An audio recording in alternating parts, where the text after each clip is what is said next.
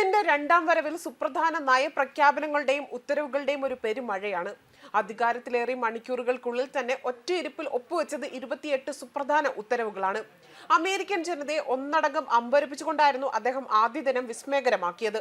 ഒറ്റയടിക്ക് ഒരു ലോഡ് ഒപ്പും വെച്ച് പേനയും കറക്കി ഒരു മാസ് എൻട്രി തന്നെയായിരുന്നു രണ്ടാം വരവിൽ ട്രംപ് നൽകിയിരിക്കുന്നത്.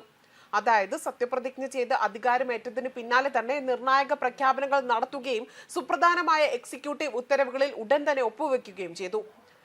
ഒന്നും രണ്ടുമല്ല 28 ഉത്തരവുകളാണ് ഒറ്റയടിക്ക് ട്രംപ് ഒപ്പുവെച്ച് പാസാക്കിയത്. ടിക്ടോക്ക് നിരോധനത്തിന് കാലതാമസം വരുത്തിയത് മുതൽ തന്നെ ലോക ആരോഗ്യ സംഘടനയിൽ നിന്ന് പുറത്തു കടക്കുന്നതുവരെ നീളുന്നു പുതിയ തീരുമാനങ്ങൾ. മുൻ പ്രസിഡന്റ് ജോ ബൈഡന്റെ പല നടപടികളും പിൻവലിച്ച ട്രംപ് അനധികൃത കുടിയേറ്റക്കാർക്കെതിരെ തന്നെ കർശനമായ നടപടിയെടുത്തു. തിരഞ്ഞെടുപ്പ് പ്രചരണങ്ങൾക്കിടയിൽ തന്നെ നൽകിയ വാഗ്ദാനങ്ങൾ അടക്കം നിരവധി പ്രഖ്യാപനങ്ങൾ ആദ്യ മണിക്കൂറിൽ തന്നെ ട്രംപ് പാലിച്ചു എന്നതാണ് ശ്രദ്ധേയമായ കാര്യം. ആദ്യ ടേമിൽ ആകെ 220 എക്സിക്യൂട്ടീവ് ഉത്തരവുകളായിരുന്നു ട്രംപ് ഒപ്പുവെച്ചത്. എന്നാൽ അതിനുശേഷം അധികാരമേറ്റ ബൈഡൻ ആകട്ടെ വെറും 160 ഉത്തരവുകളിൽ ഒതുക്കുകയായിരുന്നു. രണ്ടാം ടേം ആരംഭിച്ച ട്രംപ് വാഷിംഗ്ടൺ DC-യിലെ ക്യാപ്റ്റനിൽ വെച്ച് അനുയായികളെ സാക്ഷി നിർത്തിക്കൊണ്ട് 8 എക്സിക്യൂട്ടീവ് ഉത്തരവുകളാണ് ആദ്യം ഒപ്പുവെച്ചത്. പിന്നീട് ഓഫീസിലെത്തിയ അദ്ദേഹം ശേഷിക്കുന്ന ഉത്തരവുകളും പാസാക്കുകയായിരുന്നു. അദ്ദേഹം അധികാരത്തിൽ വന്നതിന് പിന്നാലെ തന്നെ നടപ്പിലാക്കിയ തീരുമാനങ്ങളിലും ഉത്തരവുകളും ഇങ്ങനെയാണ്.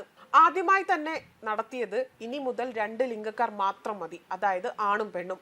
ട്രാൻസ്ജെൻഡറുകൾക്ക് ഇനി പ്രത്യേക സംരക്ഷണം അനുവദിക്കില്ല.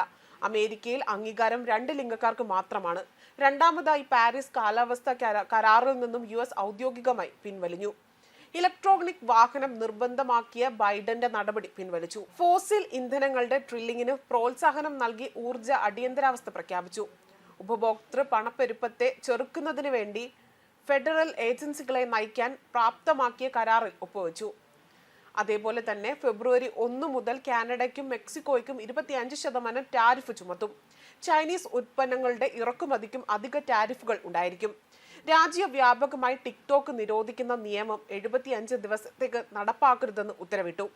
അതേപോലെ അമേരിക്കയിലെ ഏറ്റവും ഉയരമുള്ള പർവ്വതമായ ഡെനാലിയുടെ പേര് പഴയതുപോലെ തന്നെ മാറ്റുകയും ചെയ്തു. മുൻ പ്രസിഡന്റ് ജിമ്മി കാർട്ടറുടെ മരണത്തിന്റെ പശ്ചാത്തലത്തിൽ താഴ്ത്തിക്കെട്ടിയ അമേരിക്കൻ പതാക വരുന്ന എല്ലാ ഉദ്ഘാടന ചടങ്ങുകൾക്കും മുന്നോടിയായി ഉയരത്തിൽ കെട്ടാൻ ഉത്തരവിട്ടു. ബൈഡന്റെ സർക്കാരിന്റെ എമിഗ്രേഷൻ ഉത്തരവുകളെ പിൻവലിച്ചുകൊണ്ട് അനധികൃത കുടിയേറ്റക്കാരെ നാടുകടത്തുന്നതിനായി കർശന നിയമം പാസാക്കി. രേഖകളില്ലാത്ത എല്ലാ വ്യക്തികളെയും നാടുകടത്തുന്ന ട്രംപിന്റെ ആദ്യകാല നയം പുനഃസ്ഥാപിച്ചു.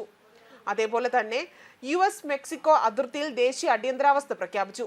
അനധികൃത കുടിയേറ്റക്കാരെ നിയന്ത്രിക്കാൻ കൂടുതൽ സൈനികരെയും വിന്യസിപ്പിച്ചു. US വിചാരണയ്ക്കായി കാത്തിരിക്കുന്ന അഭയാർത്ഥികൾ മെക്സിക്കോയിൽ തുടരുമെന്നും നയം ആരംഭിക്കുന്നു. അമേരിക്കയിൽ ജനിക്കുന്ന ആർക്കും ഇനി മുതൽ പൗരത്വം ലഭിക്കുന്ന നിയമ ഭേദഗതി തിരുത്തും. ഭരണഘടനാപരമായ മാറ്റങ്ങൾ ഉടൻ തന്നെ വരുത്തും. അതായത് ജന്മാവകാശ പൗരത്വം റദ്ദാക്കി എന്നത്. കുടിയേറ്റക്കാർക്ക് നിയമപരമായ പ്രവേശം സുഗമമാക്കിയ CBP-1 ആപ്പിന്റെ പ്രവർത്തനം അവസാനിപ്പിച്ചു. ഈ ആപ്പ് വഴി ബൈഡൻ സർക്കാരിന് കീഴിൽ ഏകദേശം 1 ദശലക്ഷം കുടിയേറ്റക്കാരാണ് US-ലേക്ക് എളുപ്പം പ്രവേശിച്ചത്. സൈനിക റിക്രൂട്ട്മെന്റിനും സർക്കാരിന്റെ ചില മേഖലകളിലേക്കുമുള്ള നിയമങ്ങളും ഒഴികെ ബാക്കി എല്ലാ ഫെഡറൽ നിയമങ്ങളും താൽക്കാലികമായി തന്നെ നിർത്തിവെച്ചു. 2021 ജനുവരി 6-ന് US ക്യാപിറ്റോളിന് നേരെ ഉണ്ടായ ആക്രമണവുമായി ബന്ധപ്പെട്ട് തന്നെ കുടിയേറ്റക്കാരെ കണ്ടെത്തിക്കൊണ്ട് 1500 തടവുകാർക്ക് മാപ്പ് നൽകി. എല്ലാ ഫെഡറൽ DEI പ്രോഗ്രാമുകളും അവസാനിപ്പിച്ചു. അനുബന്ധ സംരംഭങ്ങൾ പുനഃസ്ഥാപിച്ചുകൊണ്ട് അത് പരിശോധിച്ച് നിർത്തലാക്കാൻ നടപടിയെടുത്തു. ഫെഡറൽ ജീവനക്കാരിൽ ചില വിഭാഗക്കാർക്ക് രാഷ്ട്രീയ നിയമം നൽകുന്നത് പ്രാബല്യത്തിലാക്കും. ഇത് പിരിച്ചുവിടൽ പ്രക്രിയ എളുപ്പമാക്കുന്നു. ജൈവ ലൈംഗികതയെ അടിസ്ഥാനമാക്കി, അതായത് സ്ത്രീ അല്ലെങ്കിൽ പുരുഷൻ, ഫെഡറൽ ജയിലുകൾ, കുടിയേറ്റ അഭയ കേന്ദ്രങ്ങൾ, ലൈംഗിക അതിക്രമത്തിന് അതിൽ ഇരകൾ താമസിക്കുന്ന സ്ഥലങ്ങൾ എന്നിവിടങ്ങളിൽ സെക്ഷനുകൾ വേർതിരിക്കും. ഫെഡറൽ ഭരണകൂടത്തിന്റെ രാഷ്ട്രീയ എതിരാളികൾ എന്ന് കരുതപ്പെടുന്നവരുടെ ഫെഡറൽ പ്രോസിക്യൂഷൻ നടപടി അവസാനിപ്പിച്ചു. അതേപോലെ WHO-യിൽ നിന്ന് പുറത്തേക്ക് ലോകാരോഗ്യ സംഘടനയിൽ നിന്ന് അമേരിക്ക പിൻവാങ്ങുന്നതിനുള്ള ഉത്തരവിൽ ഒപ്പുവെച്ചു. അമേരിക്കൻ പൗരന്മാരുടെ സംസാര സ്വാതന്ത്ര്യത്തെ ഭരണഘടനാ വിരുദ്ധമായി എതിർക്കുന്ന ഫെഡറൽ ഓഫീസർ, ജീവനക്കാരൻ, ഏജന്റ് എന്നിവരെ വിലക്കുന്ന ഉത്തരവിൽ ഒപ്പുവെച്ചു. വിദേശ സഹായം നൽകുന്നതിൽ തീർപ്പാവാത്ത അവലോകനങ്ങൾ 90 ദിവസത്തേക്ക് താൽക്കാലികമായി നിർത്തിവെച്ചു. ബൈഡൻ സർക്കാരിന്റെ കാലത്ത് സംസാര സ്വാതന്ത്ര്യം ഹനിക്കപ്പെട്ട സംഭവങ്ങൾ അന്വേഷിക്കുവാനും കണ്ടെത്തലിലൂടെ തന്നെ അടിസ്ഥാനത്തിൽ പരിഹാര നടപടികൾ നിർദ്ദേശിക്കുവാനും അറ്റോർണി ജനറലിന് നിർദ്ദേശവും നൽകി. മയക്കുമരുന്ന് സംഘടനകൾ വിദേശ തീവ്രവാദ സംഘടനകളായി പ്രഖ്യാപിക്കും. മരണശിക്ഷ സംസ്ഥാനങ്ങളിൽ വധശിക്ഷകൾ നടപ്പാക്കുന്നതിന് ലതൻ ഇഞ്ചക്ഷൻ നൽകാൻ അറ്റോർണി ജനറലിന് നിർദ്ദേശവും നൽകി. അതേസമയം പ്രസിഡന്റായി അധികാരമേറ്റ ഡൊണാൾഡ് ട്രംപ് സ്ഥാനാരോഹണത്തിന് പിന്നാലെ ഒപ്പുവെച്ച എക്സിക്യൂട്ടീവ് ഉത്തരവുകളിൽ ക്യാപ്റ്റനോൾ അക്രമകാരികൾക്ക് മോചനവും നൽകി. 2021 ക്യാപ്റ്റനോൾ ആക്രമണ കേസിലെ പ്രതികൾക്ക് പ്രസിഡന്റ് മാപ്പ് നൽകിയതോടെ തന്നെ ഇവരുടെ മോചനം ഉടൻ നടപ്പാക്കും. കുറ്റാരോപിതരും ശിക്ഷിക്കപ്പെട്ടവരുമായ 1500ഓളം പേർക്കാണ് ട്രംപ് മാപ്പ് നൽകിയത്. ഇന്നു രാത്രിയോടെ അവർ പുറത്തിറങ്ങുമെന്നാണ് പ്രതീക്ഷിക്കുന്നതെന്നും പ്രസിഡന്റ് പറഞ്ഞു. തടവുകാരെ ബന്ദികളാക്കുന്നതായിരുന്നു ട്രംപ് വിശേഷിപ്പിച്ചത്. 2021 ജനുവരി 6 ക്യാപ്റ്റനോളിന് നേരെ ആക്രമണം നടന്നത്. ട്രംപ് അനുകൂലികളായിരുന്നു പ്രതിഷേധത്തിന് പിന്നിൽ. സംഭവത്തിൽ 140 പോലീസുകാർ പരിക്കേറ്റിരുന്നു. ബൈഡൻ ഭരണകൂടത്തിന്റെ ഉത്തരവ് പ്രകാരം പ്രതിഷേധകർക്ക് നേരെ നടത്തിയ പോലീസ് നടപടിയിൽ 4 ട്രംപ് അനുകൂലികൾ കൊല്ലപ്പെടുകയും ചെയ്തു. ഇതോടെ അക്രമകാരികളായ പ്രതിഷേധകർ 5 പോലീസുകാരുടെയും ജീവനെടുത്തു. പിന്നീട് നടന്ന FBI അന്വേഷണം അമേരിക്കയുടെ ചരിത്രത്തിലെ തന്നെ ഏറ്റവും വലിയ ക്രിമിനൽ ഇൻവെസ്റ്റിഗേഷനായി മാറി. 1580 പേർക്കെതിരെ കേസെടുക്കുകയും ഇതിൽ 1270 പേർ കുറ്റക്കാരാണ് എന്ന് കണ്ടെത്തുകയും ചെയ്തിരുന്നു. ക്യാപിറ്റോൾ കലാപമെന്നറിയപ്പെടുന്ന കേസിൽ കുറ്റാരോപിതരായവർക്കെതിരെ എല്ലാ കേസുകളും പിൻവലിക്കണമെന്ന് നീതിന്യായ വകുപ്പിനെ നിർദ്ദേശിക്കുന്ന ഉത്തരവിലാണ് ട്രംപ് ഒപ്പുവെച്ചതും. അതേപോലെ തന്നെ ലോക ആരോഗ്യ സംഘടനയിൽ നിന്നും പിന്മാറാനൊരുങ്ങി US. ലോക ആരോഗ്യ സംഘടനയ്ക്ക് US നൽകുന്ന $500 ദശലക്ഷം US നൽകുമ്പോൾ വികസിത രാജ്യമായ ചൈന നൽകുന്നത് ഇതിന്റെ 10% എന്ന് ട്രംപ് ചൂണ്ടിക്കാട്ടുന്നു. വലിയ ജനസംഖ്യയുള്ള രാജ്യം ഇത്രയും ചെറിയ തുക നൽകുന്നതിനെ മുൻപും ട്രംപ് വിമർശിച്ചിരുന്നു.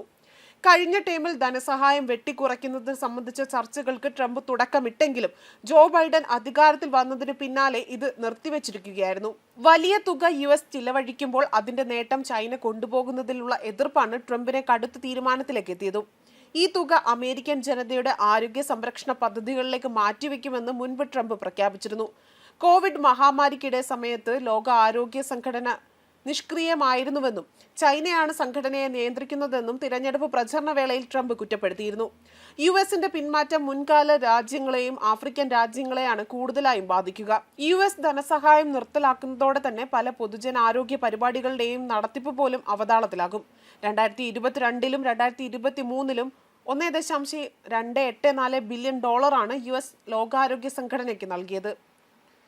അതേപോലെ മെക്സിക്കൻ അതിർത്തിയിൽ ദേശീയ അടിയന്തരാവസ്ഥ പ്രഖ്യാപിച്ചു. US-ന്റെ 47ാമത് പ്രസിഡന്റായി അധികാരമേറ്റതിനു ശേഷം അമേരിക്കയെ അഭിസംബോധന ചെയ്യുന്നതിനിടയിലായിരുന്നു ഡൊണാൾഡ് ട്രംപിന്റെ പ്രഖ്യാപനം. അനധികൃത കുടിയേറ്റക്കാർക്കെതിരെ കർശന നടപടി സ്വീകരിക്കുമെന്ന് ട്രംപ് നേരത്തെ തന്നെ അറിയിച്ചിരുന്നു. രേഖകളില്ലാതെ തന്നെ അമേരിക്കയിൽ തങ്ങുന്ന ദശലക്ഷക്കണക്കിന് കുടിയേറ്റക്കാരെ തിരിച്ചയക്കുമെന്നും ഡൊണാൾഡ് ട്രംപ് പറഞ്ഞിരുന്നു. US മെക്സിക്കൻ അതിർത്തിയിൽ ദേശീയ അടിയന്തരാവസ്ഥ പ്രഖ്യാപിക്കുകയാണെന്ന് പ്രസിഡന്റ് അറിയിച്ചതോടെ തന്നെ സ്റ്റാൻഡിംഗ് ഓവേഷനും ലഭിച്ചിരുന്നു. നിയമവിരുദ്ധമായ കുടിയേറ്റം തടയാൻ നാടുകടത്തൽ നടപടികൾ വർദ്ധിപ്പിക്കുമെന്നും എക്സിക്യൂട്ടീവ് ഉത്തരവുകൾ ഉടൻ പുറപ്പെടുവിക്കുമെന്നും ട്രംപ് അറിയിച്ചു. അതേപോലെ മെക്സിക്കൻ അതിർത്തി വഴി അമേരിക്കയിലേക്ക് നിരവധി നിയമവിരുദ്ധ കുടിയേറ്റക്കാർ നാടുകടത്തുന്നുണ്ട് എന്ന് റിപ്പോർട്ടുകൾ പുറത്തു വന്നിരുന്നു. ദശലക്ഷക്കണക്കിന് കുടിയേറ്റക്കാർ ഇത്തരത്തിൽ US-ലേക്ക് പ്രവേശിക്കുകയും വിവിധ സംസ്ഥാനങ്ങളിലായി അഭയം തേടുകയും ചെയ്തു. രാജ്യത്തിന്റെ വിവിധ മേഖലകളിൽ റിപ്പോർട്ട് ചെയ്യുന്ന കുറ്റകൃത്യങ്ങളിലും അനധികൃത കുടിയേറ്റക്കാർക്ക് വലിയ പങ്കുള്ളതായാണ് ട്രംപ് നേരത്തെ സൂചിപ്പിച്ചിരുന്നു. അതിനാൽ ഇവരെ നാടുകടത്തുന്നതിന്റെ ഫലമായി അക്രമ സംഭവങ്ങൾ കുറയ്ക്കാൻ സാധിക്കുമെന്നാണ് റിപ്പബ്ലിക്കൻ പാർട്ടിയുടെ വിലയിരുത്തൽ. അന്യഗ്രഹ ജീവികളായ ക്രിമിനലുകളെ എന്നാണ് അനധികൃത കുടിയേറ്റക്കാരെ ട്രംപ് വിശേഷിപ്പിച്ചത്. രാജ്യത്തിന് വിനാശകരമായ അധിനിവേശം നടത്തുന്നവരെ ചെറുക്കാൻ അമേരിക്കയുടെ ദക്ഷിണ അതിർത്തിയിൽ കൂടുതൽ സൈന്യത്തെ വിന്യസിപ്പിക്കുമെന്നും US പ്രസിഡന്റ് അറിയിച്ചിരുന്നു. മെക്സിക്കോയിൽ നിന്ന് അതിർത്തി വഴി അമേരിക്കയിലേക്ക് പ്രവേശിക്കാൻ ആഗ്രഹിക്കുന്നവർ അപേക്ഷ സമർപ്പിക്കുകയും അംഗീകാരം ലഭിച്ചതിനു ശേഷം മാത്രം പ്രവേശനം സാധ്യമാക്കുകയും ചെയ്തു. ദക്ഷിണ അതിർത്തിയിൽ മതിൽ നിർമ്മിക്കുമെന്നും ട്രംപ് ഭരണകൂടം അറിയിച്ചിട്ടുണ്ട്. അനധികൃത കുടിയേറ്റക്കാരുടെ മക്കൾ അമേരിക്കയിൽ ജനിക്കുമ്പോൾ അവർക്ക് സ്വമേധയാ പൗരത്വം ലഭിക്കുന്ന സമ്പ്രദായം അവസാനിപ്പിക്കാനുള്ള പദ്ധതിയും ട്രംപ് പ്രഖ്യാപിച്ചിരുന്നു. അമേരിക്കൻ മണ്ണിൽ ജനിച്ച ആർക്കും പൗരത്വം നൽകുന്ന 14ാം ഭേദഗതി തിരുത്താനാണ് US പ്രസിഡന്റിന്റെ നീക്കം. ന്യൂസ് ഡെസ്ക് കർമ്മ ന്യൂസ്.